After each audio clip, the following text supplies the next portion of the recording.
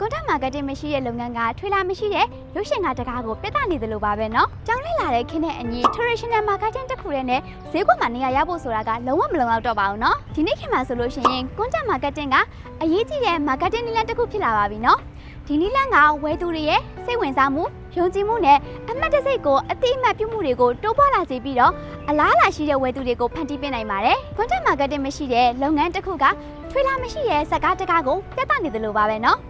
ဥပမာပြောရမယ်ဆိုလို့ရှိရင်ရုပ်ရှင်ကားတကားကထွေလာထွက်လာတဲ့အခါမျိုးမှာဆိုရင်လူတွေရဲ့စိတ်ဝင်စားမှုကပိုပြီးတော့တိုးလာတတ်ပါတယ်။အဲ့လိုပါပဲ content marketing ကကိုယ့်ရဲ့ brand ကိုလူသိများလာအောင်competitor တွေနဲ့ကွာခြားမှုရှိလာအောင်လှုပ်ဆောင်ပေးပါတယ်။ဒါကြောင့်မို့လို့ content marketing ကမိတ်ဆွေတို့ရဲ့ brand image ကိုတည်ဆောက်တဲ့နေရာမှာအရေးပါတဲ့အချက်ဖြစ်ပြီးတော့ဝယ်သူတွေနဲ့ချိတ်ဆက်မှုရှိစေတဲ့ emotional connection ကိုထိရောက်စွာနဲ့ဖန်တီးပေးနိုင်ပါတယ်။ဒီလိုမျိုးစနစ်ကျတဲ့ content marketing plan တွေနဲ့အတူကိုယ့်ရဲ့လုပ်ငန်းကိုရေရှည်မှာ brand image ကိုတည်ဆောက်သွားခြင်းနဲ့ဆိုရင်တော့မိတ်ဆွေတို့ရဲ့လုပ်ငန်းများအတွက် digital doctor ကအသင့်ရှိလို့နေပါရှင်။